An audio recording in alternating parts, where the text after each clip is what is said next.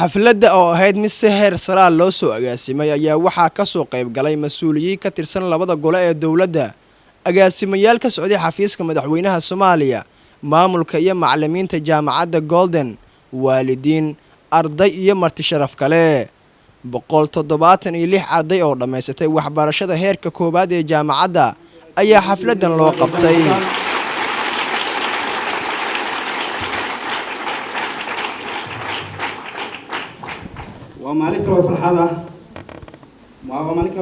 waa Maxamed Yuusuf Jiino waxa uu ka mid yahay ardayda baahiyaha gaarka ah qaba, waxa uu ka nasiib badan yahay saaxiibadiisa maanta ay wada qalin jabinayaan. waxa uu fursad shaqo ka helay maamulka jaamacadda uu wax ka bartay ee Golden. mahadcelin kadib waxa uu sheegay in dadka baahiyaha gaarka ah qaba ay diideen hooseyn ayna u jarmaadeen sareyn.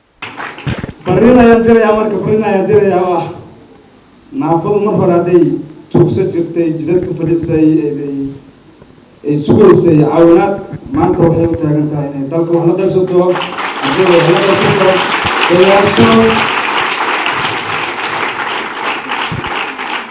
taas maxaa ilaahay ka ahaata alxamdulilah ala kulli xaal waa ammaanayaa guud ahaan ciddii ka qayb qaadatay oo ay ugu horeeya macallimiinta iyo maamulka jaamacadda Golden University oo ii ogolaaday anigoon waxba ahaynba inay igu asuumaan inaan baanalka hortiina ka qudbeeyo oo idiin soo jeediyo sharaf ay igu mudan yihiin waa jaranjar ay saareen dadweyne kamida.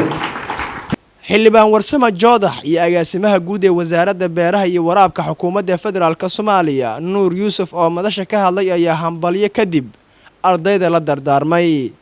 dadka adduunka dayaxa tiray dada u shaqeeyay cilmiga u shaqeeyay inuu cilmiga u shaqeeyo in iskaashiga iyo wanaagtinimadu shaqeyso in ummadda Soomaaliyeed ay horumar gaarto waa soo dhaweynaynaa dhalinyarada waa soo dhaweynaynaa inaan cilmiga kordhin waa soo dhaweynaynaa in la dibadda istaago waa ku aragnaa qoladii weynayna in dowladda Soomaaliyeedna ay shaqo abuurto ayaguna inay shaqo abuurtaan oo dalka shaqo laga abuuro inay maskaxdeeda iyo caqligeeda la yimaadeen dalkeenu khayraad badan ku jira inaan ka faa'iidaysano inaan dalkeena ka carabin dhalinyaro marka maanta dalka idin baahan dadka idin baahan yani waxaan u baahanahay fikirkiina laakiin uma baahnin qof aan socon karin mise socona qofka socon kara la socodsiiyaa soo ma laakiin qofka socon karin ma socon karaba isaga u baahan in la socodsiiyo waxaan la jeedaa qofkii fikir iyo hal abuur iyo dadaal la yimaado fursad buu helayaa laakiin qofka kale ee jiifayga ah ee iska seexda waxba soo kordhinaynin cid gacanta ku qabanaysa ma jirto adiga hadaadan u baahan yani in aad soo bandhigto fikirkaaga marka maanta fursad fiican jirto khayr waxaan ku bishaaranayaa in yani dalkan uu noqday ama uu yahay mid hor u socdo marka yaana laga harin gaadiidka baabuurka socday aan wada raacno waa maasantii. ugu dambeyn gudoomiyaha jaamacadda Golden Dr. Cabdullaahi Maxamed Bakaal ayaa madasha ka sheegay in ardayda jaamacadda wax ka bartay ay heleen waxbarasho tayeysan. jaamacadda ardayda ka qalin jabisay waxay sameysay dabagal iyo baaris wixii ay barteen iyo sida ay yihiin iyo shaqooyinkii iyo wixii ay barteen ku shaqeeyaan. boqolkiiba 67 ardayda jaamacadda ka qalin jabisay way shaqeeyaan waxayna ku shaqeeyaan kulliyadihii iyo xirfadihii kala duwan ay barteen.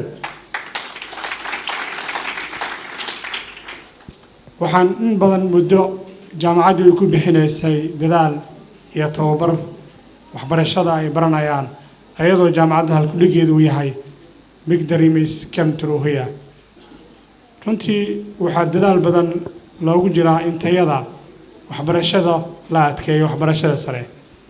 jaamacadda Golden waxay lambarka koowaad ama firfircoonida koowaad ku bixinaysaa inuusan ka bixin arday aanan u qalmin waxa uu bartay. ugu dambeyntii xafladda ayaa waxaa shahaadooyin lagu guddoonsiiyay ardayda dhameysatay heerka koobaad ee waxbarashada jaamacadda. ardayda maanta qalin jabinaysa waa dufcaddii saddexaad oo wax ka baratay jaamacadda Golden oo ka mid ah jaamacadaha dalka waxayna xarumo ku kala leedahay magaalooyinka Muqdisho iyo gobolada dalka. Cabdinajiib Maxamed Caanood, Dalka TV, Muqdisho.